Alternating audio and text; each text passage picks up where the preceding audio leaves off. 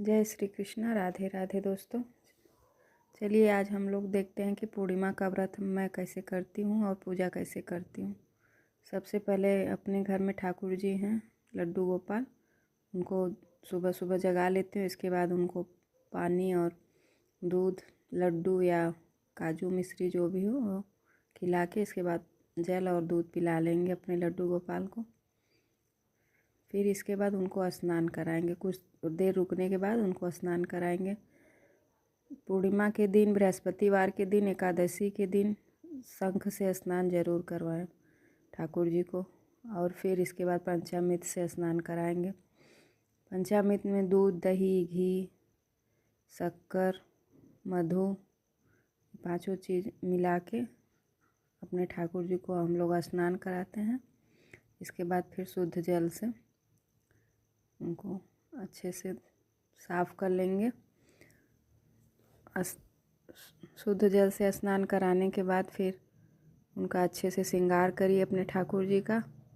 इसके बाद हम स्नान कराने के बाद उनको एक अच्छे से सूखे तौलिए या कपड़े से, सॉफ्ट कपड़े में उनको अच्छे से पहले पोंछ लेंगे। ठंड के टाइम में दोस्तों उनको थोड़ा गुनगुना पानी करके स्नान कराएंगे, एकदम ठंडा पानी से नहीं। इसके बाद हम अपने लड्डू गोपाल का श्रृंगार करेंगे।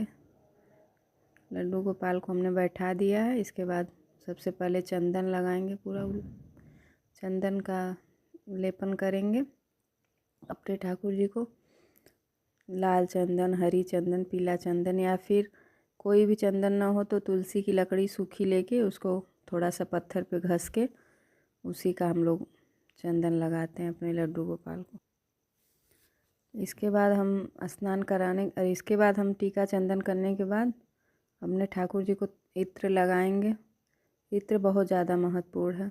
ठाकुर जी को इत्र सबसे ज़्यादा प्रिय भी है। और इत्र के बाद फिर हम उनको माला पहनाएंगे, उनका बाल लगा देंगे। इसके बाद फिर हाथ में उनका कड़ा पहना देंगे। बाँसुरी ज़रूर लगा दें उनके हाथों में। उनके हाथों में बाँसुरी रखने के बाद इसके बाद फिर उनको बैठा देंगे।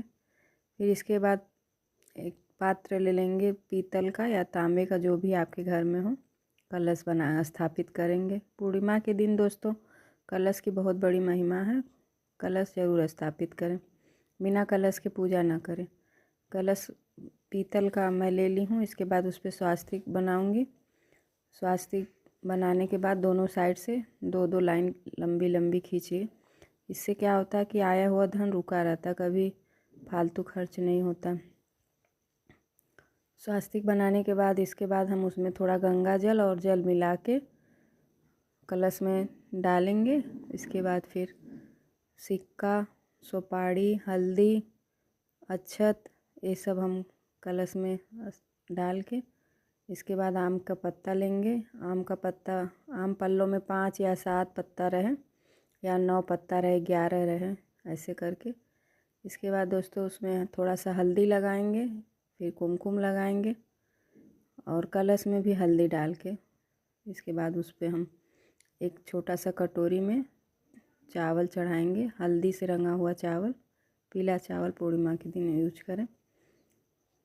उसके बाद उस पर एक सुपारी रखेंगे, उसमें थोड़ा रच्छा लपेट के उसको बैठा देंगे, कलश के ऊपर रख देंगे, स्थापित कर देंगे। सबसे पहले दोस्तों हम 3 बार आचमनी करेंगे। ओम केशवाय नमः, ओम माधवाय नमः, ओम नारायणाय नमः। इसके बाद फिर हाथ धो लेंगे अपना। इसके बाद जितने भी घर में देवी देवता हैं सबको स्नान कराएंगे, कलश को स्नान कराएंगे। अपने ठाकुर जी, विष्णु भगवान का एक जो भी तस्वीर हो या फिर लड्डू गोपाल या ठाकुर शालिग्राम जो भी आपके घर में हो उनको स्नान करा लेंगे। फिर इसके बाद दीप, सबसे पहले दीप प्रज्वलित करेंगे। मैं एक अखंड जोत जलाती हूँ, घी का या तेल का, और एक पूजा के समय जो डेली का रहता है वो जलाती हूँ। तो दोनों दीप मैंने प्रज्वलित कर लिया है। इसके बाद दोस्तों फिर ठाकुर जी को रक्षा पहनाएंगे, वस्त्र स्वरूप रुई, उसमें भी थोड़ा सा हल्दी लगा के चढ़ा सकते हैं या फिर रक्षा सूता छोटा छोटा काट के वस्त्र स्वरूप में अपने ठाकुर जी को सबसे पहले लक्ष्मी गणेश को चढ़ाएंगे, फिर कलश पे चढ़ाएंगे। इसके बाद फिर श्री हरि नारायण को वस्त्र, फिर इसके बाद जितने भी देवी देवता आपके घर में हैं सबको वस्त्र समर्पित करेंगे।